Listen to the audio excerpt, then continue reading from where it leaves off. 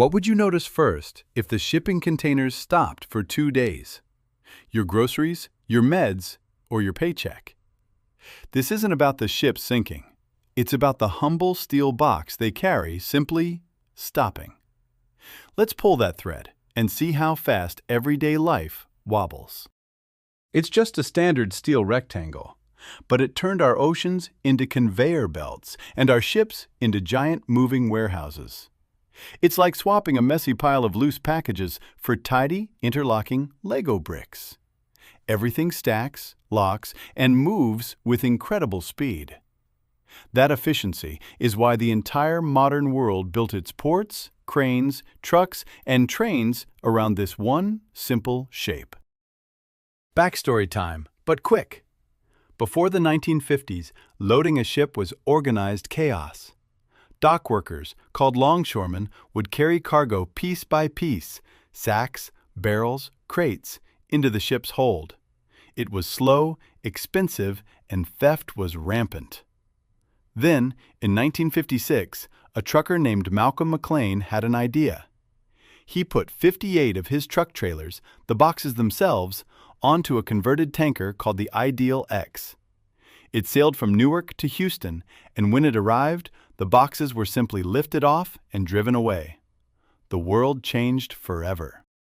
Today, roughly 90% of everything you own that wasn't made locally probably took a ride in one of these boxes. That phone in your hand? Its battery came from one country, its screen from another, and its processor from a third. They all met for the first time inside a container. The shoes you're wearing, the coffee in your cup, the chair you're sitting on. That steel wall of containers you see in port photos isn't just scenery. It's your life in transit. Globally, ports handle well over 2 million TEU on an average day. A TEU is one 20-foot container, the basic unit of measurement. That's a constant, pulsing flow of goods, 24/7. Think of it as the planet's circulatory system. Now, we're about to induce a 48-hour cardiac arrest, and watch what happens. Here are the rules. For 2 full days, no standard containers can be loaded, unloaded, or even plugged in at a terminal. The ships still float. The trucks still have fuel. The trains are ready to roll. They just can't handle the box. We haven't turned off the world's vehicles. We've deleted the universal adapter they all plug into. Hour zero at the Port of Los Angeles looks eerie. The giant ship-to-shore cranes, normally in constant motion, hang still against the sky. Berths that should be bustling with activity sit empty. Drayage drivers who haul containers from the port are told to go home. The intermodal rail ramps, where boxes are transferred to trains, fall silent. Yard crews just lean on railings, waiting for a call that doesn't come. Now look over there. That's a reefer rack. Hundreds of electrical plugs designed to power refrigerated containers, or reefers. They sit there with thick cables dangling, no humming boxes attached. Every reefer is a high-tech mobile refrigerator. Without power, its precious cargo, from frozen shrimp to life-saving vaccines, starts warming up. This is the first quiet catastrophe. By day one, the problem moves inland. The giant distribution centers that feed retail stores miss their daily replenishment windows. Grocery buyers start triaging fast-moving items. They shift orders to local suppliers to cover milk, eggs, and bread. They delay promotions on imported goods. The back rooms of your local Target or Walmart don't look empty yet, but they look thin. The buffer is shrinking. A hospital supply manager feels a knot tighten in their stomach. Many critical medicines, especially biologics and vaccines, ride in reefers that must maintain a strict temperature range, usually between 2 and 8 degrees Celsius. A missed handoff today means tomorrow's dose is not in the pharmacy refrigerator where it needs to be. The system has no slack for a 2-day pause. Meanwhile, at an automotive plant, the assembly line grinds to a halt. Modern manufacturing runs on a just-in-time system, where parts arrive only hours before they're needed. It's incredibly efficient, but also incredibly fragile. A missing $5 plastic clip can stop a line producing $50,000 cars. And every hour that line is idle costs millions in lost output. Some critical parts can be flown in, but air freight is a leaky lifeboat, not an ark. It carries only about 1% of global trade by volume. It can sip the backlog, not gulp it down. Again, your local grocery shelves don't go totally bare on day one. Most stores keep a few days of buffer stock on popular items. But the timing dominoes have started to fall. The shipment that doesn't arrive today creates a traffic jam for tomorrow. What misses tomorrow's delivery window bumps into the next ship's cargo. The entire global schedule is already starting to fray. Let's do the math on the mess we've created. With daily container activity around 2.3 to 2.4 million TEU, a 2-day pause creates a backlog of nearly 5 million TEU. 5 million 20-foot boxes, all waiting for a ride that's 2 days late. That isn't a puddle, it's a flood. And you can't just work double to catch up. A port crane can perform about 30 to 40 container moves per hour. A massive ship might have 6 to 10 cranes working on it at once.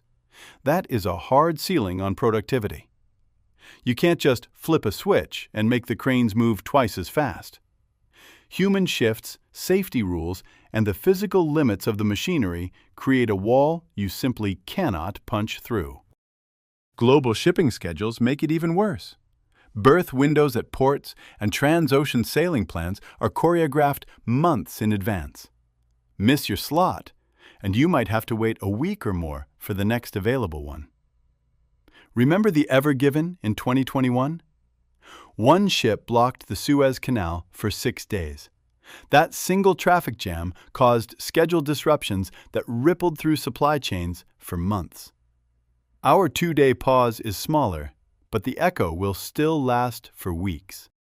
The knock-on effects show up in the weirdest places. Many developed nations export their recycling and waste for processing in containers. When the boxes stop, mountains of scrap metal and plastic bales start piling up, choking city logistics. At the same time, a farmer in Washington state watches his perfect apples miss their vessel cutoff, their value ticking down with every hour they wait. Even a rock band's world tour could grind to a halt, because their stage, lights, and sound gear are all packed into a dozen containers stuck at sea. Your Amazon delivery date starts to slide. The warehouses that fulfill your orders can't receive new inventory on schedule, creating their own backlogs. This fragility isn't just hypothetical. In 2016, the sudden bankruptcy of Hanjin Shipping stranded over $14 billion worth of goods. Retailers completely missed the back-to-school and holiday shopping seasons for key products. An entire company vanishing is a shockwave. Our 48-hour pause is a planet-wide tremor. Now the meters start running. Fees for detention and demurrage, fancy words for leaving your container in the wrong place for too long, begin to tick up. Spot rates for any available shipping space skyrocket. During the pandemic crunch, a single 40-foot box from Asia to the U.S. West Coast cost over $20,000. Past labor slowdowns on the West Coast were estimated to cost the economy $1 to $2 billion per day. Our 48-hour event is easily a multi-billion-dollar catastrophe. So who pays? First, it's the people whose hours are cut. The truck driver, the crane operator, the warehouse worker. Their paychecks shrink immediately. Then, as the system struggles to catch up, the overtime kicks in, and those costs are passed on to businesses. Finally, weeks later, you pay, when the price of a pair of sneakers or a television creeps up by a few dollars. The pain spreads from paychecks to price tags. And now, the real twist. The rebound hurts more than the stop. As soon as containers can move again, a flood of ships arrives at port all at once, out of sequence. Terminals become critically congested. Once a container yard is more than about 80% full, its efficiency plummets. It's like trying to find a parking spot in a full garage. Everything slows down. This is the bullwhip effect. A 2-day pause at the coast creates a massive wave of chaos that rolls inland. The chaos hits the railways next. In the U.S., rail moves tens of thousands of containers inland every day. But it can't handle a sudden surge. Worse, you hit a chassis desert. The wheeled frames that trucks use to haul containers are all in the wrong place, trapped under boxes that can't be moved. The result is 2 to 6 weeks of elevated delays and even blank sailings, where carriers cancel entire trips just to get their ships back on schedule. Of course, not everything stops.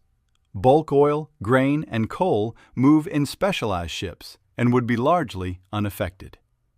And as we said, stores don't empty overnight. Most people would experience this as spot shortages, delivery delays, and canceled promotions over several weeks. A few critical items might be air freighted at enormous cost, but that's a bandage on a gaping wound. The core system remains broken. The point of this thought experiment is simple. That boring steel box is more than just a box. It's the universal language of global trade. It's the software interface that lets a ship in Shanghai talk to a truck in Ohio. Take it away for just 48 hours, and the systems that provide our food, our medicine, and our paychecks begin to fail. So what's the solution? We can't make cranes move twice as fast, but we can build a system with less whiplash. That means more buffer inventory for critical items. It means building more redundancy in the cold chain, more backup power, more plugs at terminals. And it means diversifying, using more ports and more modes of transport. We can't prevent every storm, but we can build a supply chain that's less likely to shatter when one hits. If this made you see that boring steel rectangle in a new light, that's a win. The most important systems are often the ones we never notice, humming along quietly in the background. Thanks for watching. We'll see you for the next What If?